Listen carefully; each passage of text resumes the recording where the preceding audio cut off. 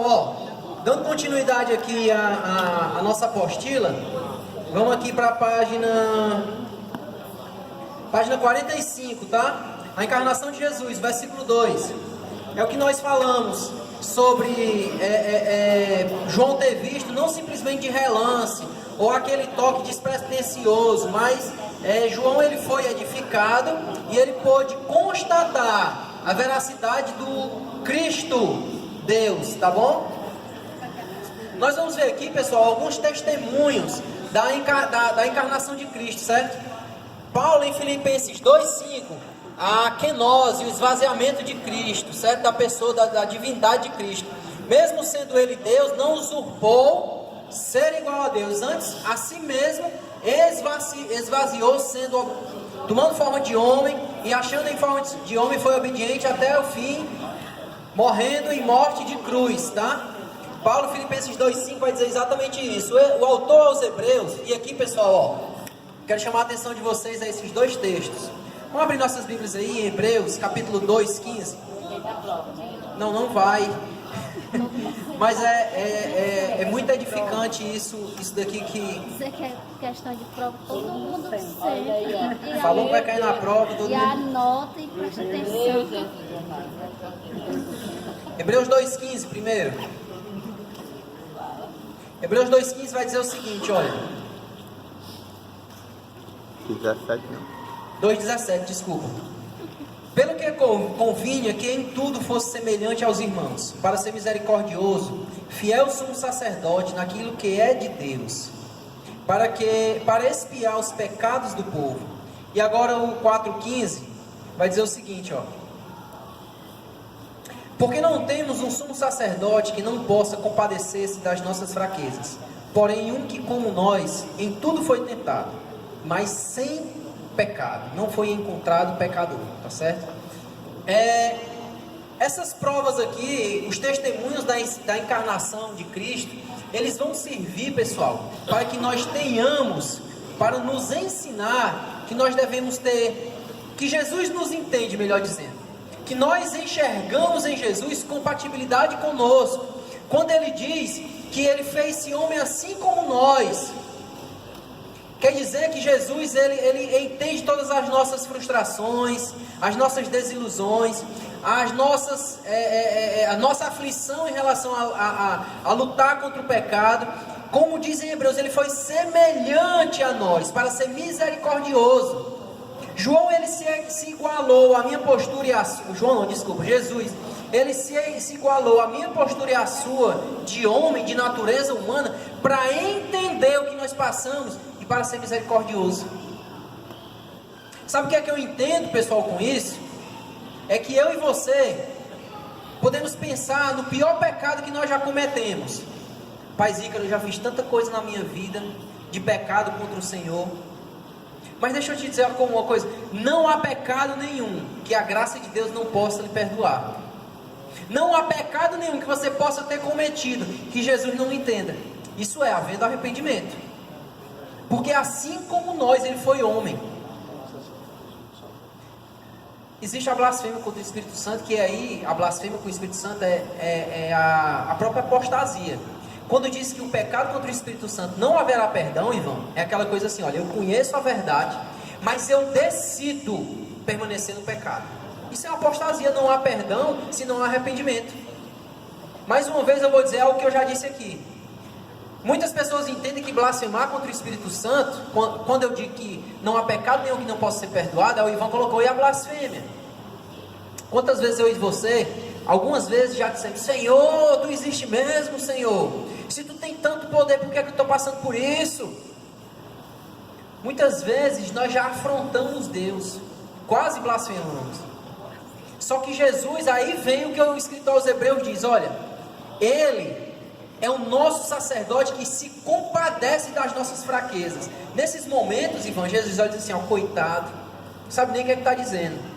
Agora a blasfêmia contra o Espírito Santo é, quando eu conheço a verdade, sei que aquela minha atitude me condena, mas eu digo assim, eu prefiro continuar nessa atitude.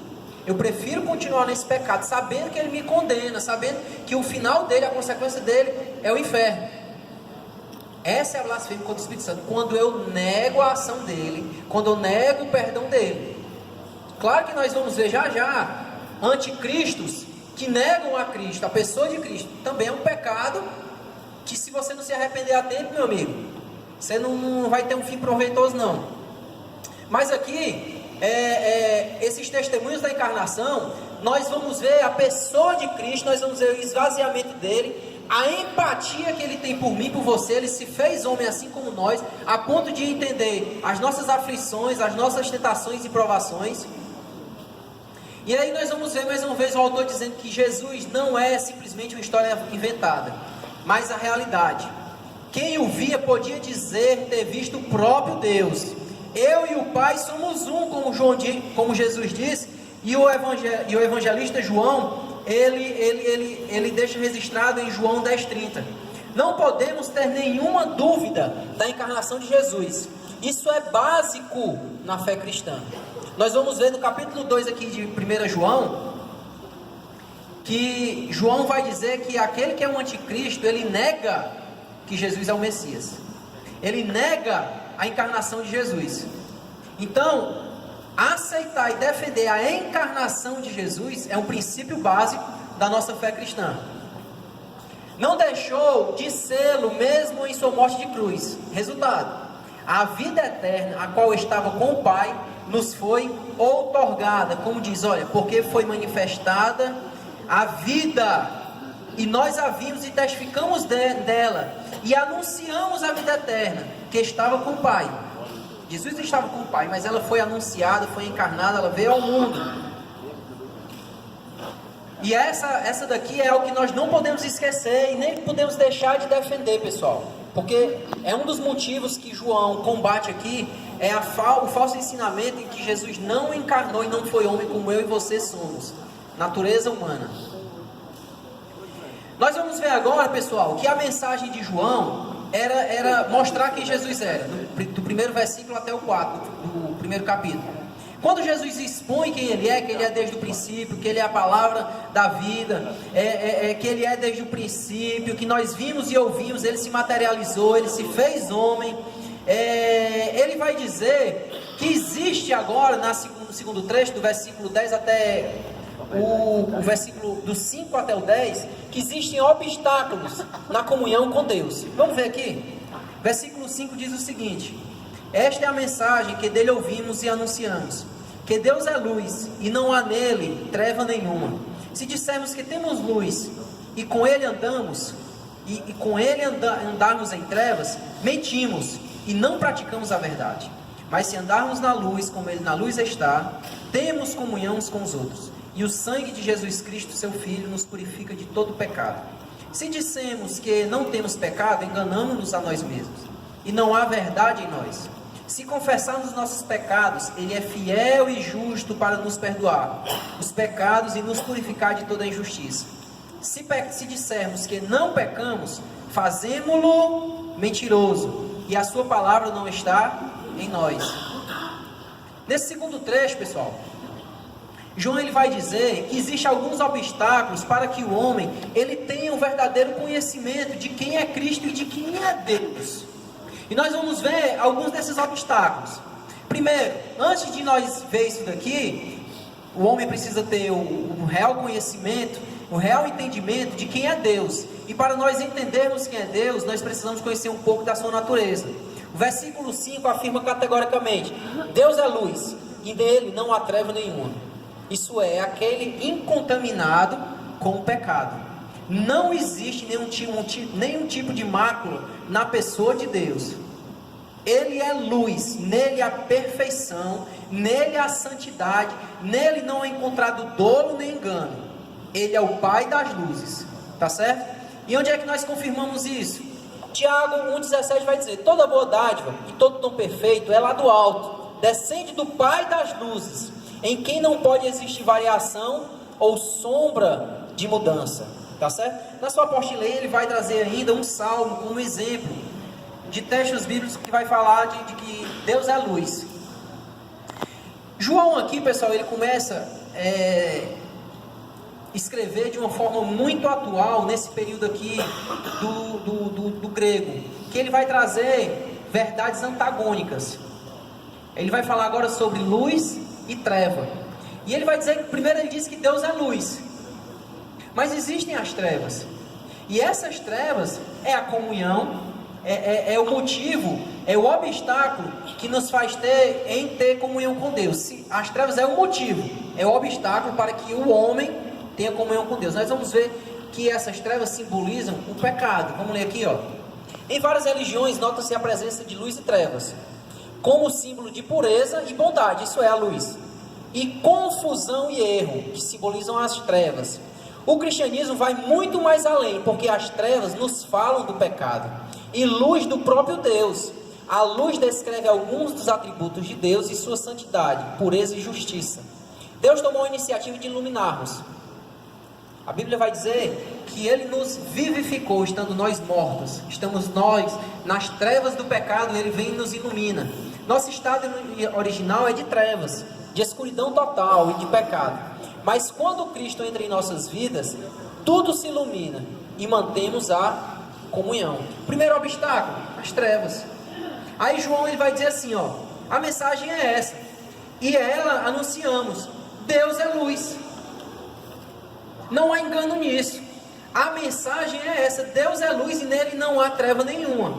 Se dissermos que temos comunhão com Ele e andamos em trevas, mentimos.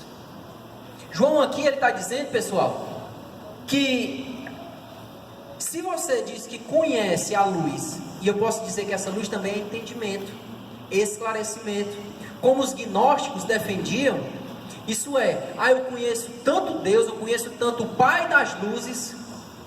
Aí João vai dizer assim, ó, se você diz que conhece o Pai das luzes, se você diz que sabe tudo a respeito dele, como é que você anda em trevas? Porque treva para João aqui, para nós, é pecado. Esse obstáculo treva aí é pecado. Como é que você que diz que conhece a Deus, anda em pecado? Esse é dos focos da carta. É essa questão de que Deus vem, o Pai das luzes nos ilumina, nos tira das trevas, só que nós temos que ter comportamento. Nós devemos andar diferente. João aqui, ele combate diretamente os gnósticos libertinos, como nós já vimos aqui nessa aula. Os libertinos diziam, eu conheço sobre Deus, mas eu posso viver como eu bem quiser. E não é assim. Pessoal, vocês já viram algumas pessoas que, olha como tem algumas coisas camufladas hoje, ó. O gnosticismo é conhecimento, certo? Conhecimento do que é correto, conhecimento de comportamento ético e moral. Aí tem gente que você vai evangelizar e diz assim, olha, eu vim me apresentar a Jesus, você sabia que você é pecador? Opa, pecador não. Eu não traio minha esposa, eu ajudo entidades filantrópicas, eu não bebo, eu não fumo, eu não faço isso, não faço aquilo. O cara eticamente é correto. Mas, pelo comportamento dele, o conhecimento dele ser elevado, ele pensa que não tem pecado. Mas nós temos pecado. João aqui nas entrelinhas está combatendo esse falso ensino, porque os gnósticos diziam isso. Eu tenho conhecimento lá em cima, para que eu preciso agir compatível com o meu entendimento? Mas precisa, porque mais uma vez eu digo, a minha atitude corrobora o que eu prego. Então o que João está dizendo nesse aspecto aqui, se eu digo que conheço a luz, e se eu conheço o Pai das luzes, e ando em trevas, eu minto, e não pratico a verdade, mentiroso duas vezes, João está dizendo. O verso 7, mas se nós andarmos na luz, como Ele na luz está, temos comunhão uns com os outros. Temos comunhão uns com os outros. O verso 7 que eu acabei de ler, vai dizer que se alguém se compromete com Deus, deve viver uma vida que reflita a bondade de Deus. João, ele diz assim, olha, eu vim anunciar uma mensagem que está pregada desde o princípio, que Deus é luz. E Ele mandou o seu Filho para me reconciliar com o Pai. Mas também existe uma outra consequência quando eu ando em luz, é eu ter comunhão com meu irmão. Se eu digo que ando na luz, se nós andarmos na luz, como Ele na luz está, temos, é uma consequência, Tem gente que às vezes diz esse versículo assim, ó: mas se nós andarmos na luz, como Ele na luz está, e se tivermos comunhão uns com os outros? Não. Não existe essa possibilidade de andar na luz e se tivermos não comunhão uns com os outros. Eu tenho que andar na luz. Existe uma consequência, é ter comunhão uns com os outros. Eu sei que é um exercício difícil. Tem gente que a gente peleja para ter comunhão com Ele, mas não consegue. Mas não perca a esperança, porque você anda em luz. Então você tem que ter comunhão uns com os outros. Outro reflexo de quem anda em luz, pessoal, outro reflexo de quem anda em luz é que nós entendemos o sacrifício de Cristo e nós temos os nossos pecados perdoados. Se nós andamos na luz, como na luz está, temos comunhão uns com os outros, e o sangue de Jesus Cristo nos purifica de todo o pecado. Não dá para desassociar isso, meu irmão. Conhecer Deus e viver uma vida de pecado. Não tem, porque aquele que conhece Deus se arrepende dos seus pecados. E se há arrependimento, se há fé, a graça é derramada e os pecados são purificados. O que João está dizendo é exatamente isso. O sacrifício de Jesus não repara o pecado passado, mas santifica o nosso dia a dia. Cada atitude, cada ação, cada pensamento são dominados por Jesus. Essa purificação atinge toda a nossa vida. Como eu falei, era uma tendência da época, da literatura da época, o embate de dois extremos: amor e ódio, luz e trevas, alegria e tristeza. Esses conceitos. João aqui está dizendo que não existe meio termo. Rapaz, como é que está a sua vida com Deus? Nublada. Nem é luz, nem é treva. Não dá. Não dá. Só a penumbra. Não tem isso. Ou é luz ou é treva.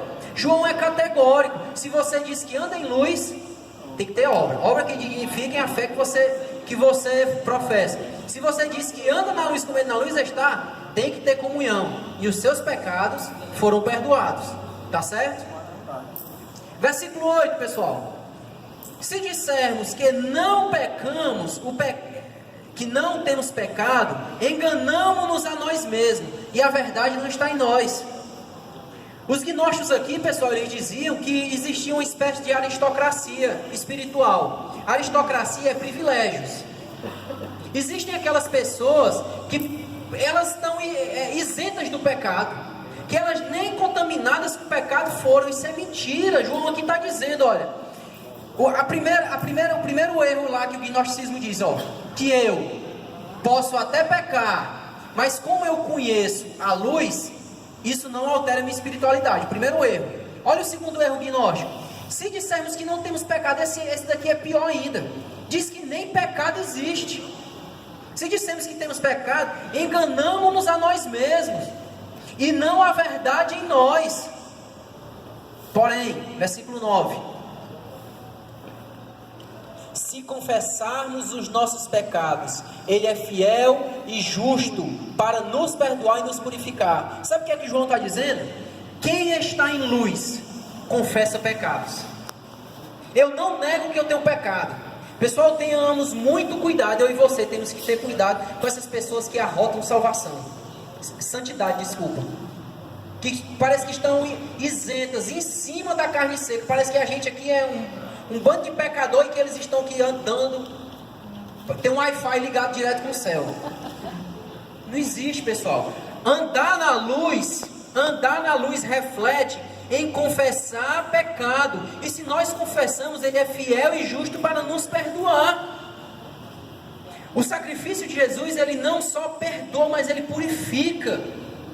Perdoar é esquecer, é aniquilar, é justificar.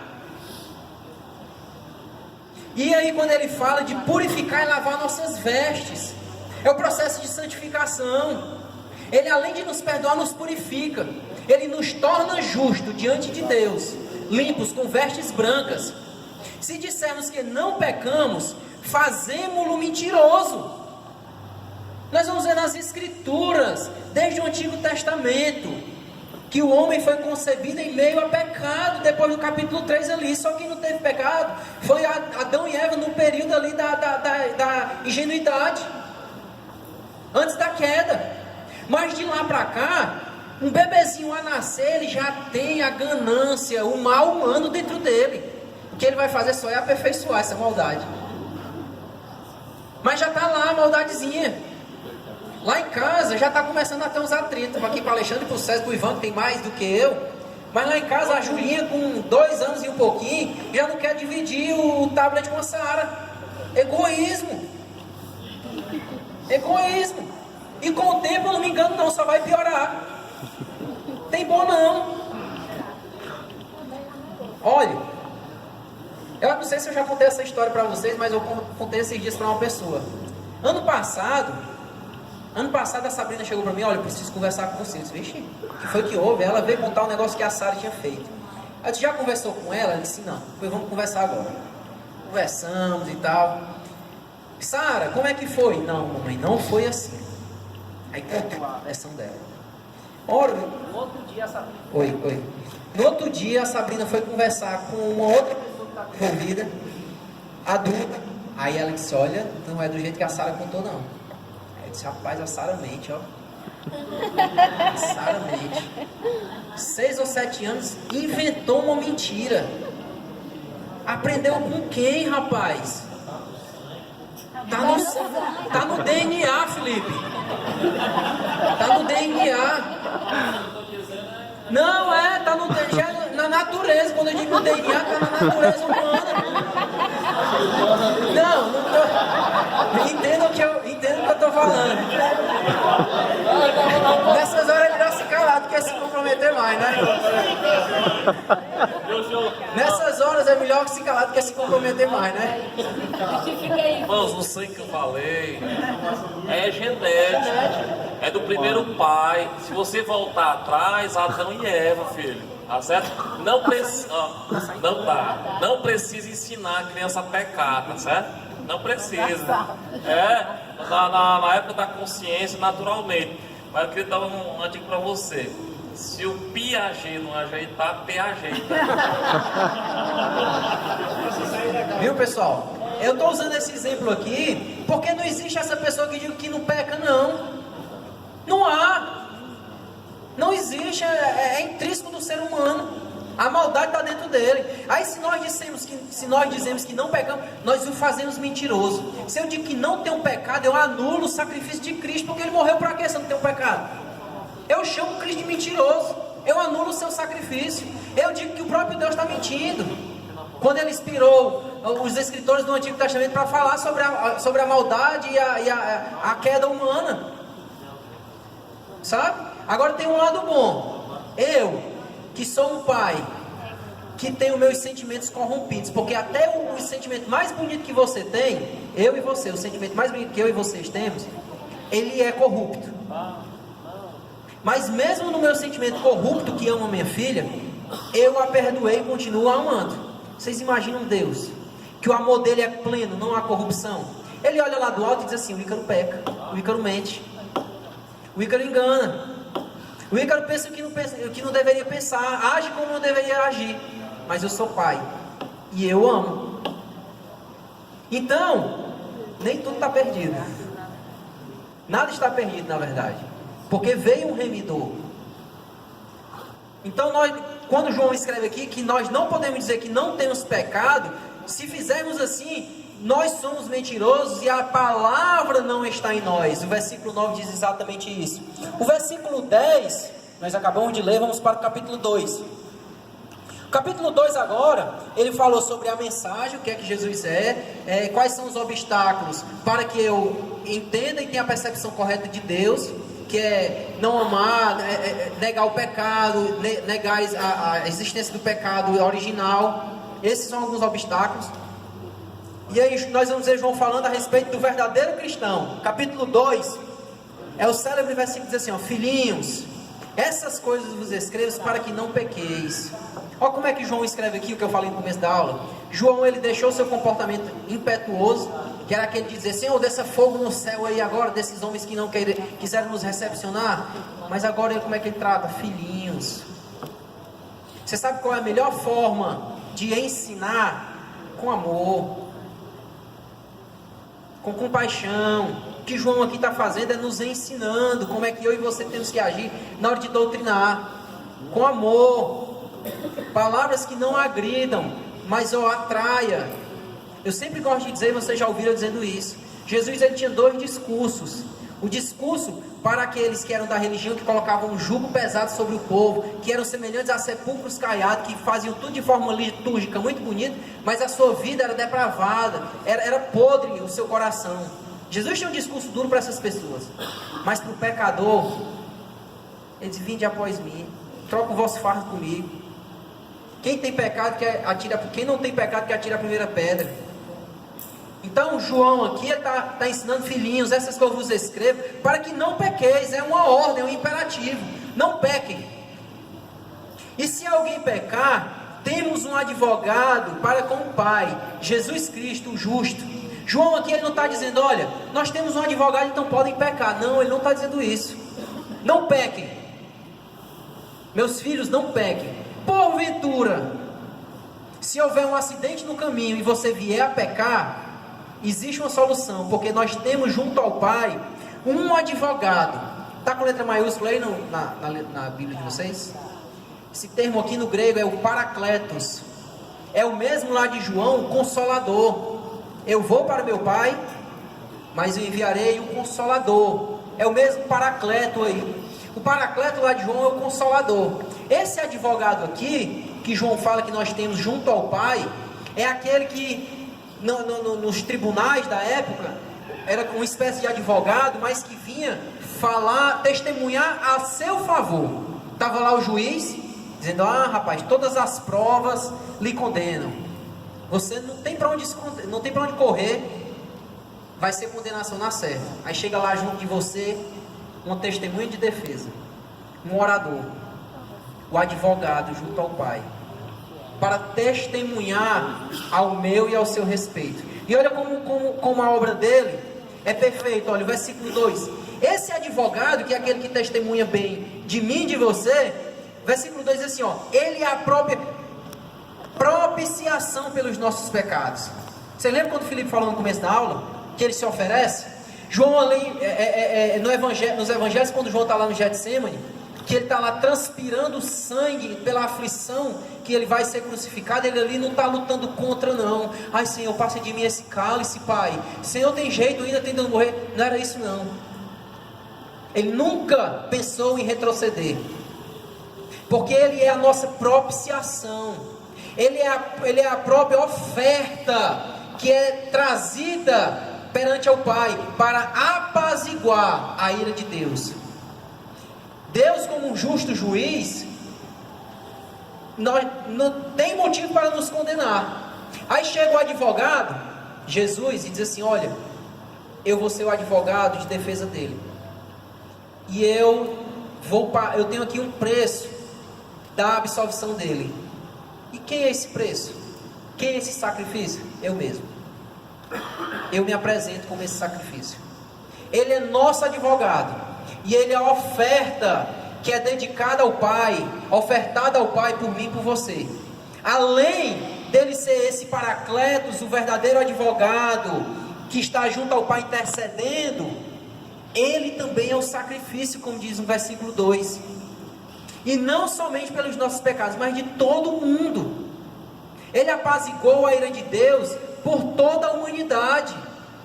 Deus amou o mundo, não foi só a mim e a você não, foi a todos. Ele intercede junto ao Pai, ele é o nosso Paracleto, e ele também é a nossa propiciação. Ele faz o papel de intermediário. O homem não pode se chegar sozinho na presença de Deus. A luz não pode conviver com as trevas. Como é que eu e você, pecadores, chegaríamos diante de Deus? Através do caminho, através do intermediário chamado Jesus, que é o advogado de defesa, como também o próprio sacrifício. Ele traz um sacrifício agradável, um sacrifício aceito diante de Deus, porque ele o escritor aos Hebreus vai mostrar e vai nos explicar que ele é o sacrifício perfeito. Os sacrifícios de animais, o escritor aos Hebreus vai dizer que ele era tão imperfeito que de tempos em tempos ele deveria ser feito novamente. E o sacerdote, ele era tão imperfeito também, que por ele precisava sacrificar